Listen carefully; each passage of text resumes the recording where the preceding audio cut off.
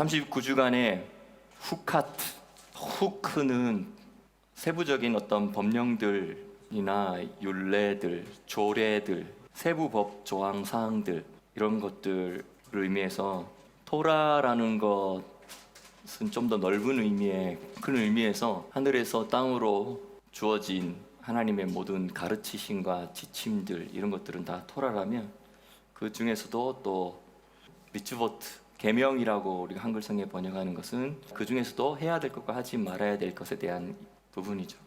후카트는 그 전체적인 토라 안에서도 또 어떠한 세부 조항 사항들 때로는 특별 조항 사항들을 이야기할 때 쓰는데 여기서 오늘 이 후카트하 토라라는 것이 전반적으로 주어진 그 중에서도 세부적인 적용점에 대한 이야기들 우리가 이 주제를 바라볼 때 살리라라고 이 소제목을 정해봤는데요.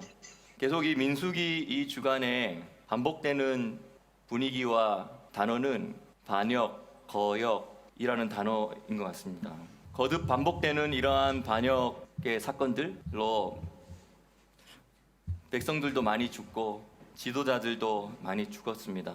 하나님의 거룩한 군대인 이스라엘의 진영은 이 온갖 종류의 반역과 불순종으로 인해서 받은 심판으로 거의 초토화가 된 상태를 우리가 지금 보게 되고 있습니다.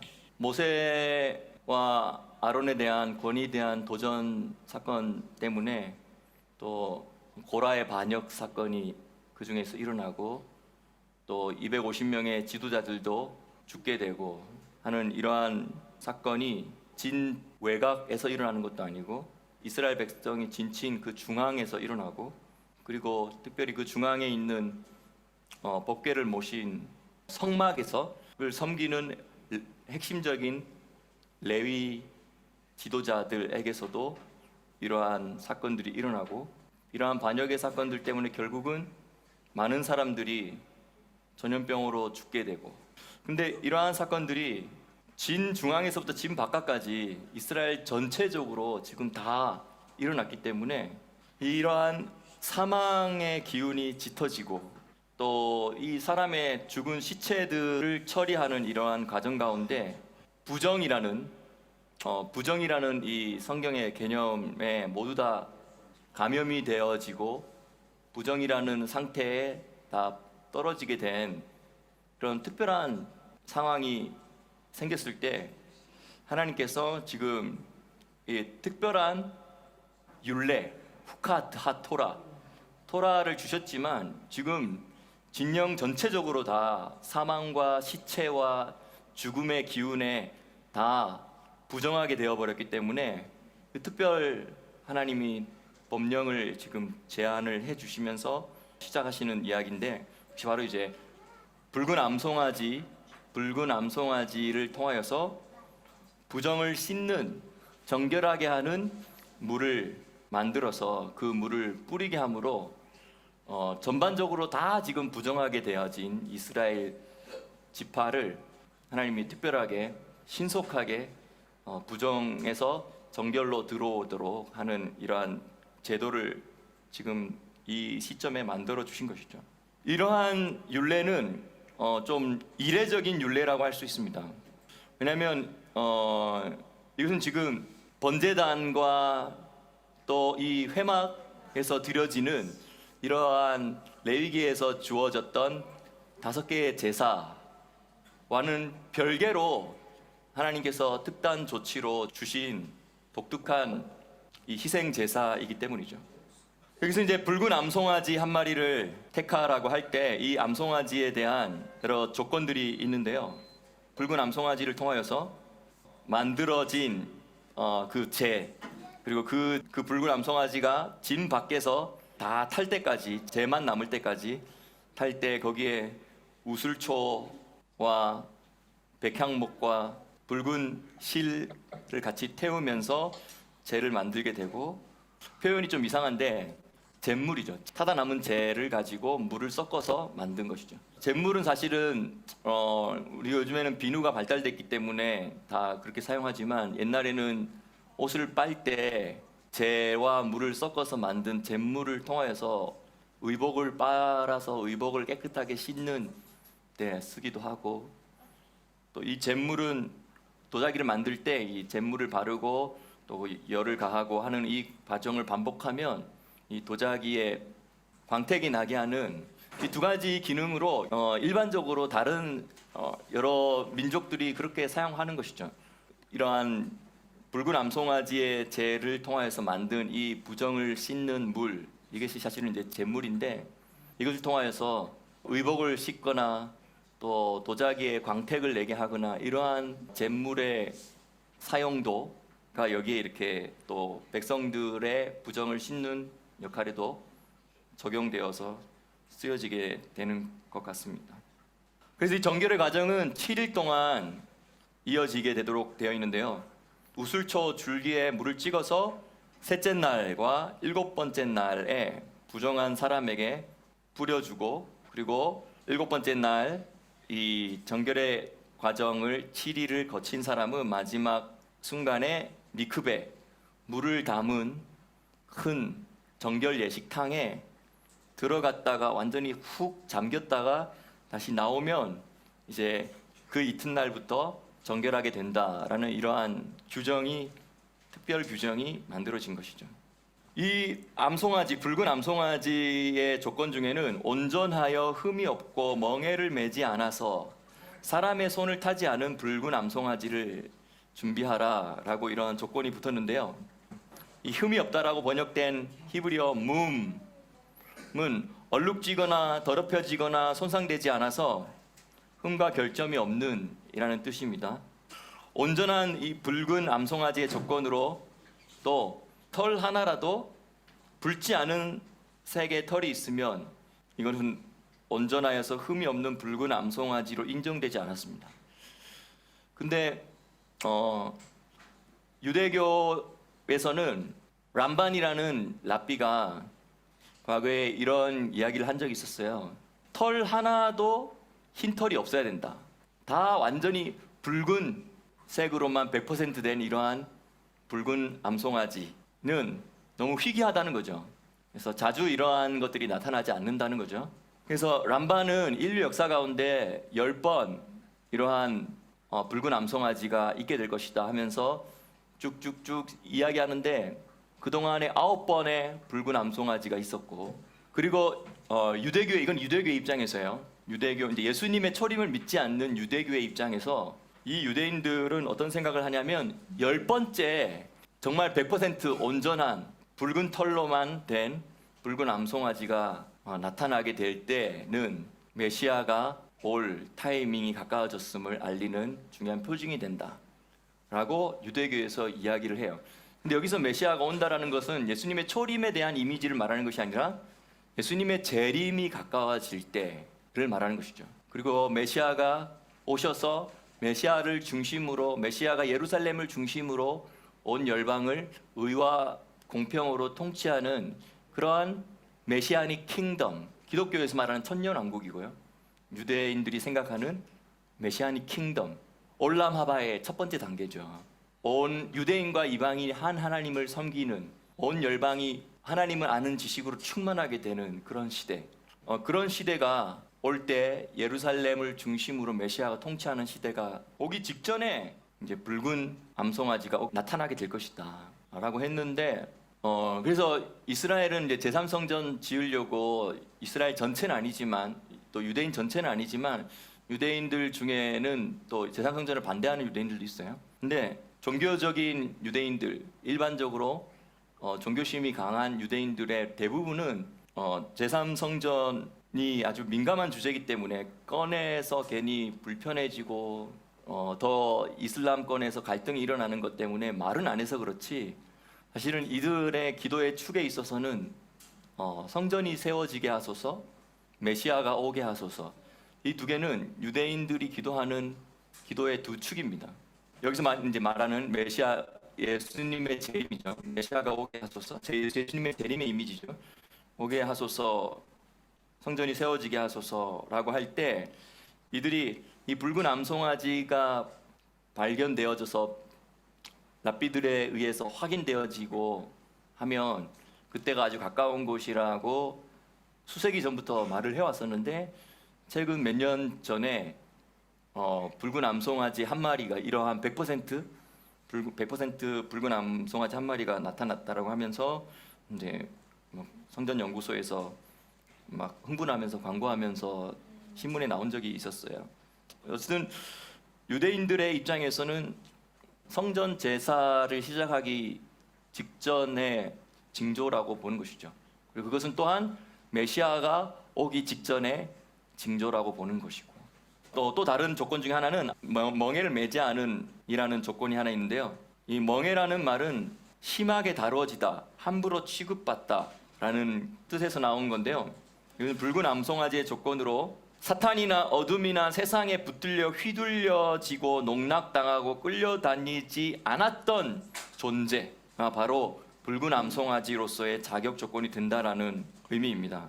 그러므로 사람과 세상의 멍에에 매여 그 영향력 아래 끌려다니지 않고 전혀 어둠에 붙들려 보지도 않았으며 감염되지도 않은 100% 흠이 없고 100% 온전한 붉은 암송아지는 예수님을 예표하는 것이죠. 이 암송아지를 데려다가 특별히 이것은 성막에서 성전 제사, 희생 제사를 다 진행하도록 되어 있는 이 모세의 성막에서 이루어지는 제사가 아니고, 독특한 것은 이스라엘 진영 밖으로 나아가서 이 암송아지를 끌고 밖으로 나아가서 희생 제사를 진행했다라는 독특한 점이 하나 있죠.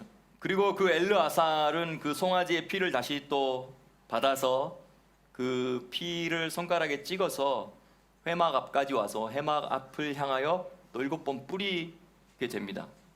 여기서 회막 문 앞에서 7번 뿌리는 이러한 경우는 이 레위기 5제사에는 없는 또 독특한 행위인데요.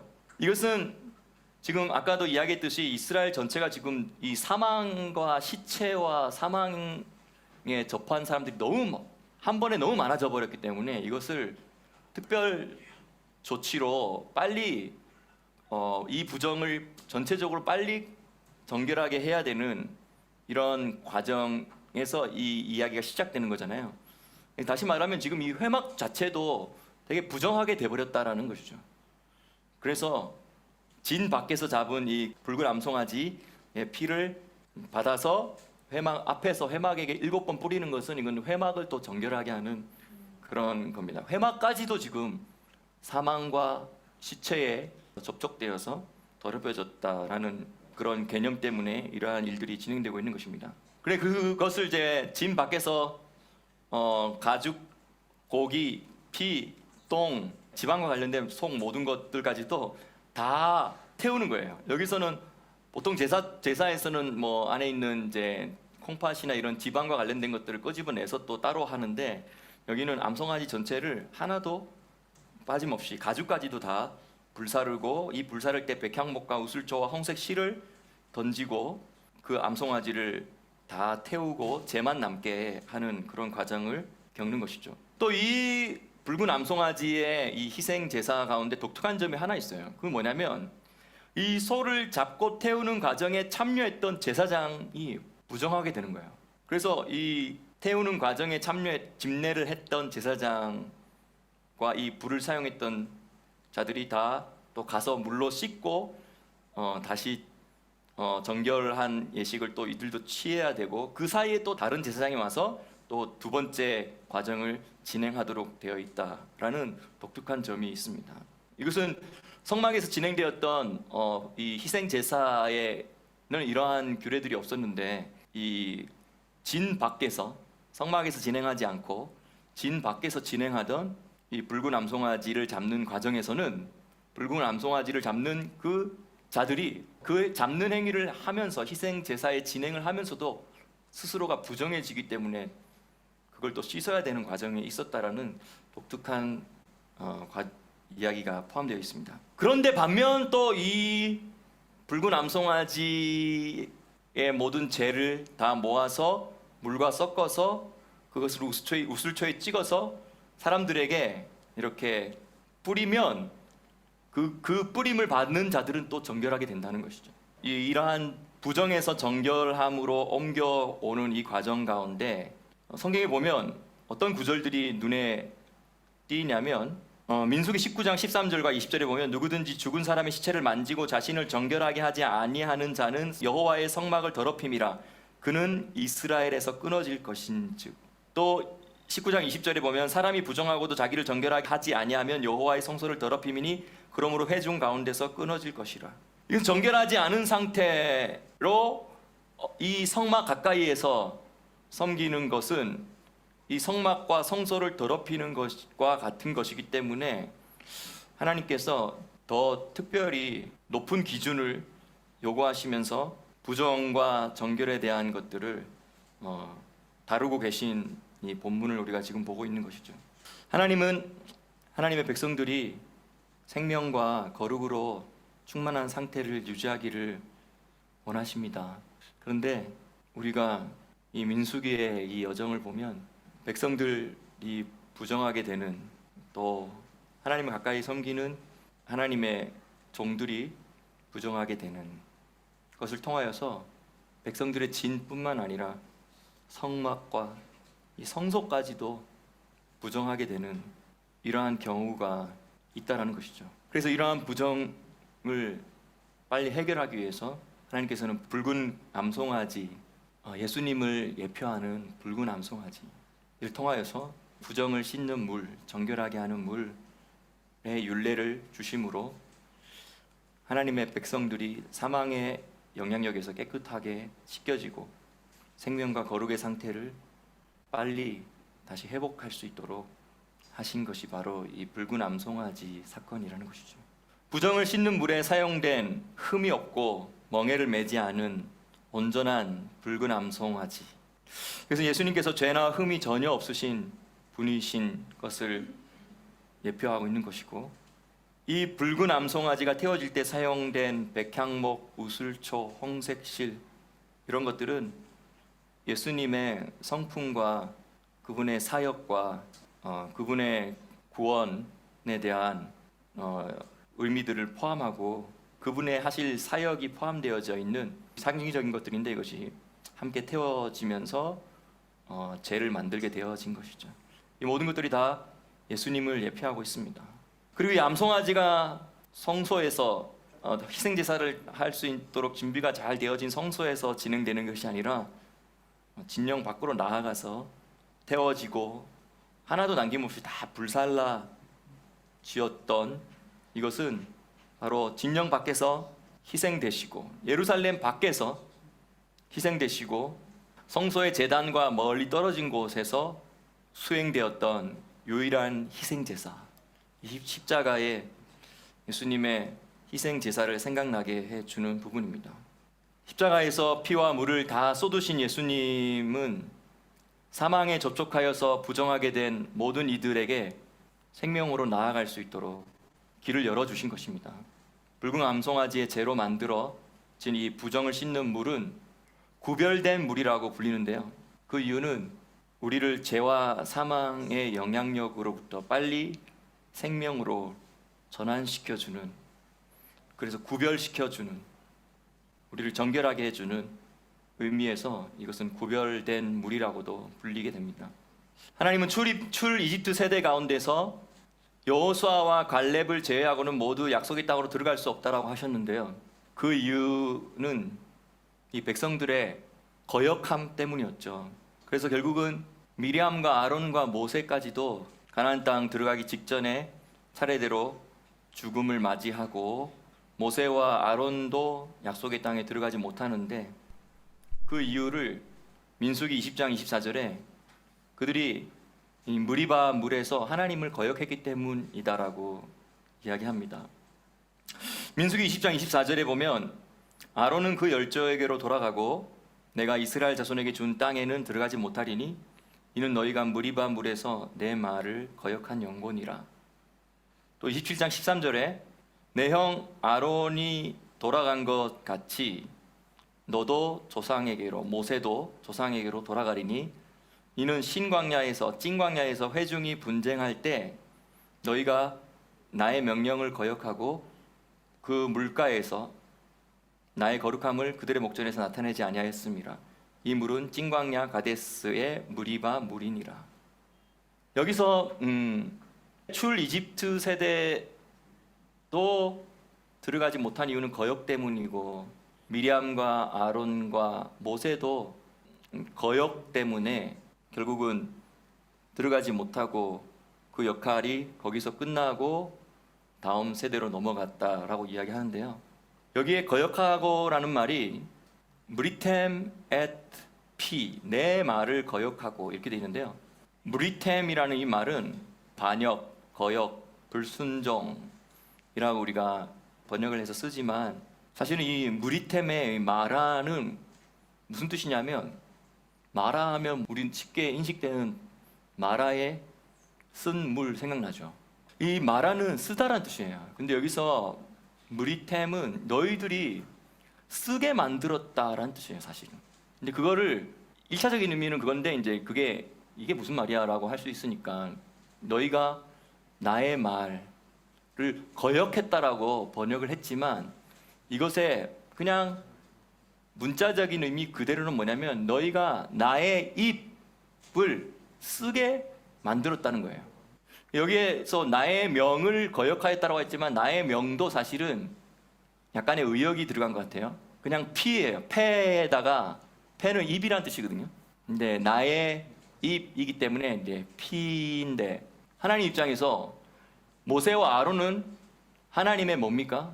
하나님의 입이죠. 하나님의 입의 역할을 하는 자들이었다는 것이죠. 하나님의 입을 역할을 하고 하나님의 대표하는 자들이라는 것이죠. 시와 때를 알았던 이사갈 지파에 200명의 우두머리가 있었다라고 할 때, 거기도 사실은 이제 우리가 의역을 했지만 200명의 백성들의 입이 되어주는 자가 있었다라고 되어 있어요.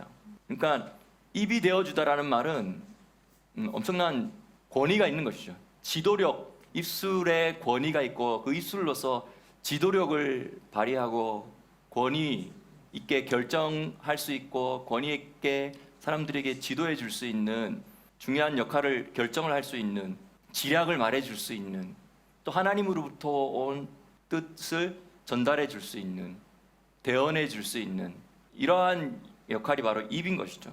근데 여기서 무리템 앳 피, 직역하면 나의 입을 대신하는, 대언하는 너희들이 나의 입을 쓴 것으로 만들었다라는 거예요. 그리고 이것은 이제 BDB 사전에는 이렇게 돼 있어요. Make bitter or make unpleasant라고 돼 있어요. 다시 말하면 나의 입을 대신할 너희들이 불쾌한 것으로 만들었다는 거죠. Make unpleasant라니까 불쾌하게 만들고 쓰게 만들었다. 그리고 provoke, 화나게 만들고 기분 나쁘게 만들었다. 그래서 이것을 이제 반항했다, 반역했다, 거역했다, 불순종했다라고 여러 의미로서 번역을 또 할 수 있게 되지만, 기본 의미는 쓰게 만들고 불쾌하게 만들고 기분 나쁘게 만들고 화나게 만들었다라는 의미인 것이죠.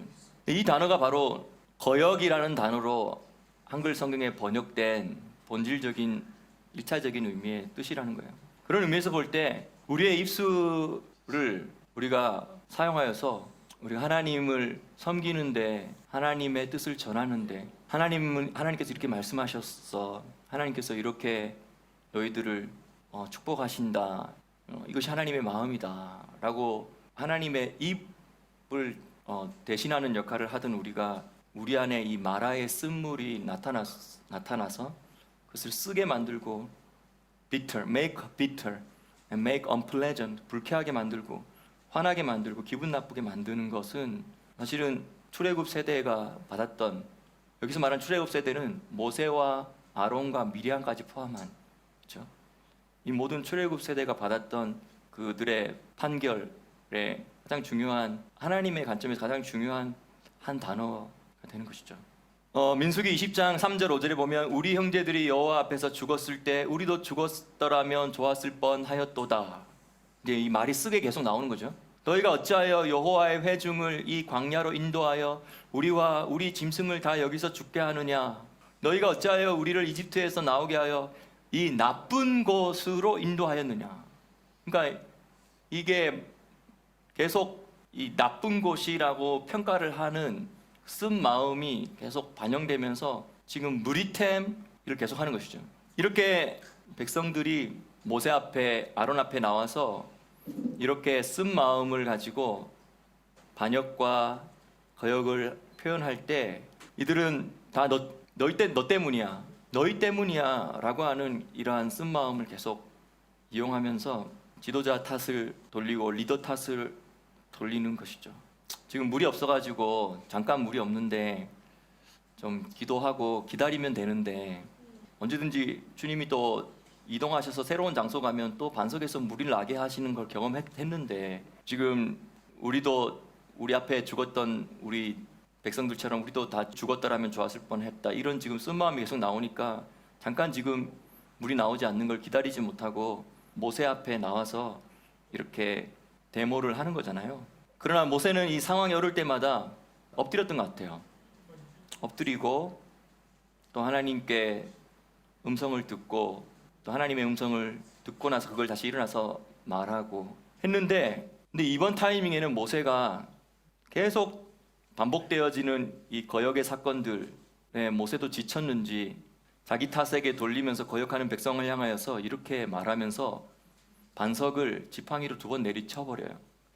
반역한 너희여 들으라, 우리가 너희를 위하여 이 반석에서 물을 내랴 하면서 그 반석을 향하여서 지팡이로 그냥 화를 내면서 분노를 표출하면서 2번 내려쳐버린 것이죠. 절반은 모세가 엎드려서 들었던 하나님의 음성대로 절반은 순종했지만 나머지 절반은 모세가 이 상황에서 모세 안에 있었던 마라의 쓴 마음이 표출된 것이죠.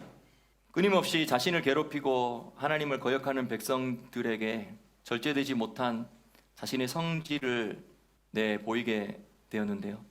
모세가 2번 반복하여서 그 반석을 친 행위를 향해서 하나님은 이렇게 평가하고 있습니다. 민수기 20장 12절에 너희가 나를 믿지 않았고 이스라엘 자손의 목전에서 내 거룩함을 나타내지 않았다. 사실은 저는 좀 이 본문을 볼 때 좀 해결되지 않는 한 부분은 있는 것 같아요. 어떤 부분이냐면 그동안 하나님이 좀 화가 나셔서 내 백성 다 진멸할 거다, 다 피해 있어라 라고 할 때 모세가 많이 막았잖아요. 근데 그때는 사실 분노를 쏟으려고 했던 분은, 표출하려고 하셨던 분은 하나님이셨고 모세가 그걸 잘 막았다, 온유하게 잘 막았죠. 근데 이번에는 사실 하나님이 웬일로 백성들이 이렇게 대드는 이러한 상황 속에서 모세도 지금 엎드리고 있는 이 상황 속에서 하나님이 또 전에 몇 번에 하시던 방법과는 달리 되게 온유하게 거룩함을 나타내시면서 행하시려고 하셨던 것 같아요. 근데 뭔가 이게 타이밍을 잘 모세가 못 맞췄는지 이번 타이밍에는 모세가 그렇게 화를 표현했는데 이제 그게 하나님을 온전히 믿지 않은 것으로 평가되어지고 이스라엘 모든 자손 앞에서 나의 거룩함을 나타내지 않았다라고 평가되어져서 결국은 이 일 때문에 모세는 가나안 땅 들어가는 역할까지는 감당하지 못하게 되고 그것을 바라보기만 하고 여호수아에게로 지도력이 이양되는 것입니다.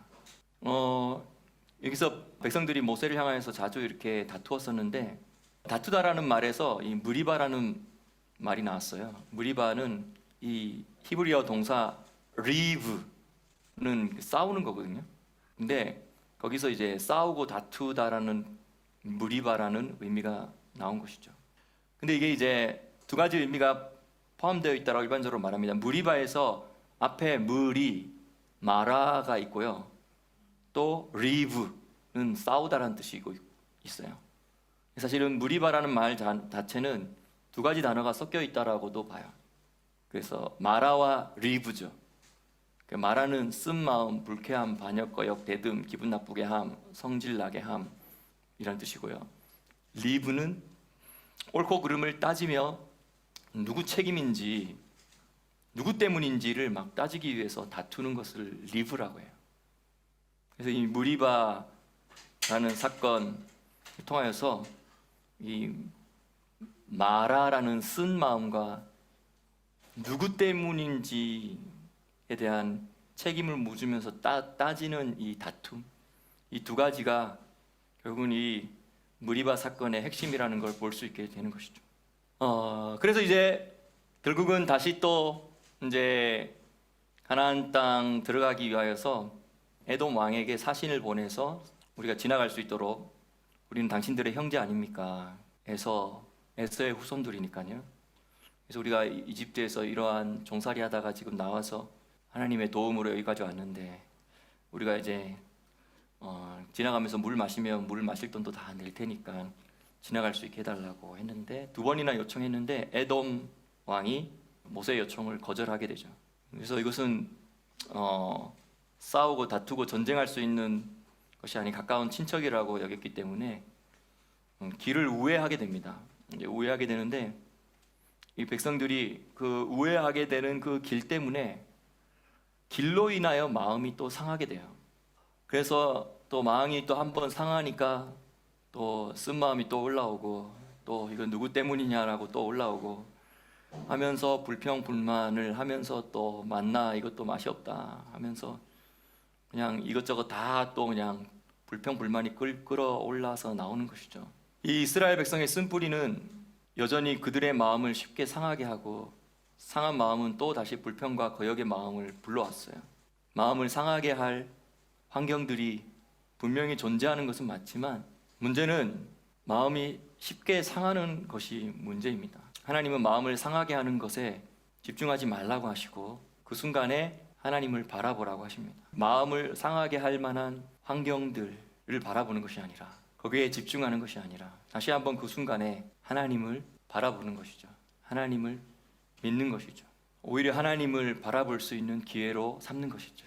우리의 삶 가운데 분명히 마음을 상하게 할 이유들이 존재하지만 이 민수기의 이 모든 여정 가운데 하나님께서 우리에게 가르치시는 것은 어디에 집중하느냐, 무엇에 집중하느냐, 누구에 집중하느냐, 하나님께 집중하느냐, 상황에 집중하느냐는 천지차이의 반응과 천지차이의 결과를 가져온 것입니다. 이것은 우리 앞에 놓인 선악을 알게 하는 지식나무와 생명나무를 우리가 어떤 반응으로 어떻게 선택하느냐의 문제, 매일의 우리의 삶의 문제가 되는 것이죠. 남의 이야기가 아니라 민수기의 이스라엘 백성의 이야기가 아니라 오늘 우리의 삶 속에 우리의 이야기인 것이죠. 그래서 결국은 이번에 길로 인해서 마음이 상하게 됐을 때 일어났던 사건이 바로 불뱀 사건입니다. 이 불뱀 사건이 일어나게 된, 다시 말하면 길로 인하여서 불평이 일어나게 되어서 그 불평 때문에 이제 쓴마음이 다시 다 일어나게 된 이 사건의 본질은 눈을 거기에 두고 마음을 거기에 두고 거기에 자꾸 집중하고 그 상황에 자꾸 몰입되어지는 것이 문제였어요. 그래서 결국은 이것 때문에 불뱀 사건이 생겨서 불뱀을 물려서 많은 사람들이 죽어가고 있는 상황에서 모세가 다시 한 번 더 백성이 원망했던 것을 중보기도하면서 회개하면서 구원하여 주시기를 요청할 때 하나님께서 모세에게 놋뱀을 만들어서 높이 달아라라는 명령을 하심으로 이 놋뱀 구원 사건이 바로 이 길로 인한 불평과 또 상황이 짜증나고 힘들고 어렵다라는 그 상황에 눈을 두고 집중하는 이 사건 때 일어난 사건이 바로 불뱀 사건과 놋뱀 사건입니다. 불뱀을 통해서 심판하셨지만 놋뱀을 통하여서 구원의 길을 여신 것이죠. 구원을 위해서 하나님이 거신 조건은 단 한 가지입니다. 여기서 장대에 달린 뱀을 바라보라는 것이죠. 바라볼 때 살리라는 것입니다. 예수님은 마지막 날에 심판자로서도 오시지만 동시에 예수님은 그 마지막 날 그 심판자로 오시는 그 순간조차도 주의 이름을 부르는 자는 구원을 얻으리라는 이 놋뱀 사건과 불뱀 사건을 통한 이 구원의 사건이 이 마지막 예수님의 재림 순간에도 있을 거라는 것을 우리가 볼 수 있는 것이죠. 심판이 하나님의 최종 목적이 아니기 때문에 작은 몇 번의 심판을 경험함을 통하여서 그 심판이 회개의 기회가 되고 구원의 기회가 될 수 있도록 하는 것이 하나님의 선한 의도입니다. 그래서 구원은 바라봄으로부터 시작되고 이 바라봄은 믿음으로부터 나옵니다. 지금 민수기 이야기를 하는 것은 어떻게 보면 참 이 무겁고 반복되어지는 좀 지긋지긋한 이야기들이 계속 반복되어지는데 그 사건들이 나올 때마다 구원에 대한 하나님의 놀라운 계시들과 예표들이 예수님의 십자가의 예표들이 계속 나오고 있다는 거예요. 이번 주간 본문의 무리바 사건 통하여서 노뱀 사건 또 반역과 불신의 사건들이 주를 이루지만 그 사건들 중에서 구원이신 예수님이 다 예표로서 나타나서 죄인을 구원하시는 예수님으로 가득한 거예요. 하나님은 구원의 길을 준비하십니다. 우리가 죽음에 접했을 때, 우리가 사망에 접했을 때, 사망의 상태로 떨어질 때, 사망은 이 생명으로부터 멀어진 상태잖아요. 그리고 생명의 풍성함을 잃어버렸을 때, 그리고 또 우리가 불평이나 원망으로 인하여서 죄를 짓고 있을 때 하나님은 부정을 씻는 물을 준비하셔서 우리를 정결하게 하시는 대안을 제시하시는 것이죠. 예수님은 붉은 암송아지이신 것입니다. 또 노뱀을 통하여서 구원의 길을 열어주십니다. 우리의 부정을 깨끗하게 하는 물이 되시고 붉은 암송아지의 잿물이 되시고 그 반석이 되어주시고 반석에서 물이 나오는 그 반석이 되어주시고 높이 들린 노뱀이 되어주시고 십자가에 높이 들린 예수님이 바로 우리를 구원하기 위해서 하나님이 준비하신 구원이라는 것을 이 모든 반역의 사건들, 불신의 사건들 속에서 하나님께서 우리에게 보여주시는 사건들인 것이죠. 우리에게 너무 유명한 요한복음 3장 16절 이 사건이 바로 오늘 이 본문 무리바 사건에서 나온 거예요. 쓴 마음과 누가 옳으니 그르니 누구 때문인지를 다투고 싸우려고 달려드는 이 무리바 사건, 그 무리바 사건 때문에 결국은 다 사망으로 끌려 내려가고 불뱀에 물려서 쓰러져 죽을 수밖에 없고 자꾸 거기에만 집중하고 그것만 바라보려고 하는 우리의 속성 때문에 주님은 불뱀에 물리도록 일시적으로 허락하셨지만 사실은 이 사건 때문에 그렇게 유명한 요한복음 16장이 나온 것입니다. 다시 말하면 그래도 우리의 시선을 그 상황에 두지 말고 너의 쓴 마음에 두지 말고 나무에 달린 자이신 예수님을 바라보라. 십자가를 바라보라. 그것에서 너의 영생이 보장되고 그것이 바로 너에게 생명을 회복시켜주는 일이다. 요한복음 3장 14절부터 17절까지 읽고 마치겠습니다. 모세가 광야에서 뱀을 든 것 같이 인자도 들려야 하리니 이는 그를 믿는 자마다 영생을 얻게 하려 하심이라. 하나님이 세상을 이처럼 사랑하사 독생자를 주셨으니 이는 그를 믿는 자마다 멸망치 않고 영생을 얻게 하려 하심이니라. 하나님이 그 아들을 세상에 보내신 것은 세상을 심판하려 하심이 아니요 그로 말미암아 세상이 구원받게 하려 하심이라. 하나님의 심판을 보고도 왜 회중들이 깨닫지 못하고 계속 같은 죄를 반복하는가라는 의문을 가질 필요가 없습니다. 이것이 우리의 모습인 것이죠. 지금 이 세상의 모습인 것이죠. 모든 인간은 불뱀에 물렸으며 그 독으로부터 구원받지 않으면 안 되는 존재가 되었다라는 것입니다.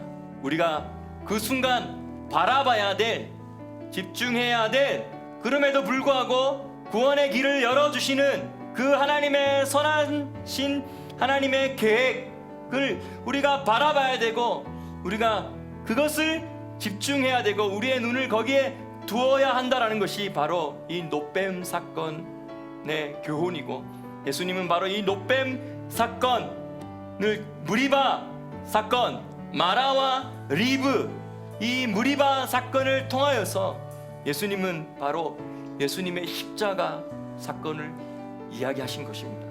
하나님이 우리에게 주시는 교정의 시간은 우리를 탈진하게 하기 위함이 아니라 우리에게 더 큰 승리를 얻게 하기 위함입니다. 불을 통해서 태워버리실 때 우리를 없애버리려고 하시는 것이 아니라 우리가 주님을 바라봄으로 우리 안에 더러운 것들을, 거룩하지 않은 것들을, 쓴뿌리들을, 마라의 쓴물을 뽑고 온전한 구원으로 나아오게 하시려는 것입니다.